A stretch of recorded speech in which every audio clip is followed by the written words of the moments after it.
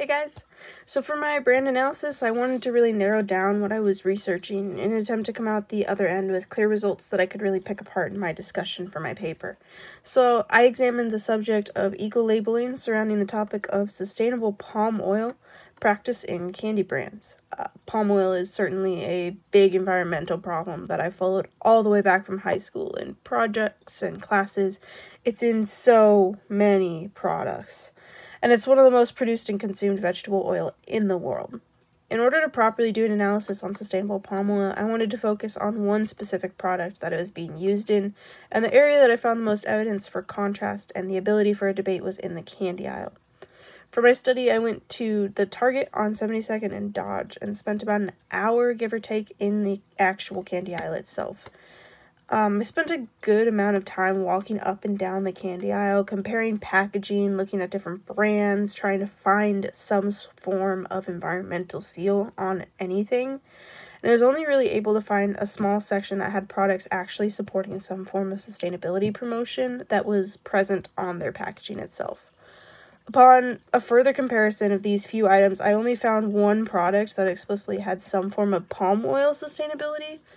And among the other environmental friendly products, they had a Rainforest Alliance seal, or they had some form of green packaging or whatever on it. But like a majority of brands that I found had no sustainable practice present on their packaging and didn't put it anywhere, like Hershey or Nestle, like that was nowhere on their packaging. If they did have an environmental seal, typically they put it on the front of the packaging on display for anyone to see or anyone who's looking for it, and making it easy to find. So as I spent more and more time in this aisle, I struggled to really understand why I was unable to actually find a product with the official RSPO label on it, which is the Roundtable on Sustainable Palm Oil. So I searched around for news articles that may offer an explanation and came up with one from EcoBusiness that stated, an executive at one of the world's biggest buyers of palm oil was recently overheard saying that their company does not use the logo of the Roundtable on Sustainable Palm Oil on its packaging because the brand mark looks too much like a marijuana leaf. Which was wild to me, but this controversy ultimately could lead to the dissuasion of consumer purchases, and it's a big contributor as to why many companies may opt not to use it. But, this certainly points to an underlying issue within consumer brands of ethical practice and sustainable farming for their ingredients. I feel that perhaps the topic I picked was not well known enough to gain the traction to spark people to make the conscious effort to avoid unsustainable palm oil. People are there for candy, like they're gonna buy it no matter what. But it's becoming an increasingly larger topic of conversation. But a lot of companies still have the not in my backyard mindset, or if they aren't directly contributing to the problem, why should they have to change their practices?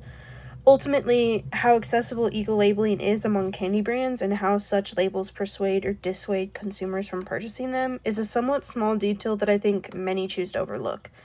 Previous to this study, I know I lacked the knowledge about what an eco-label even was or what it could do for a product, let alone that it may end up being a make or break for a specific brand. In a world that I like to believe values the natural environment, it's certainly upsetting to learn that something such as the conservation of a rainforest and its inhabitants may be disrupted by a company just deciding not to be sustainable, which would ultimately, I think, benefit them in the long run. And so, while the findings of my particular study were kind of underwhelming and a little disheartening, I went in with pretty big expectations, which I think just set myself up for failure. But for someone who may not know what sustainable palm oil is making a difference for, this might be the first step towards sparking the desire to learn more about what an eco-label means and how it promotes a future for the natural environment. Overall, I think it was really interesting to see that, a bunch of big name brands are actually not participating in what could be a better future for all of us.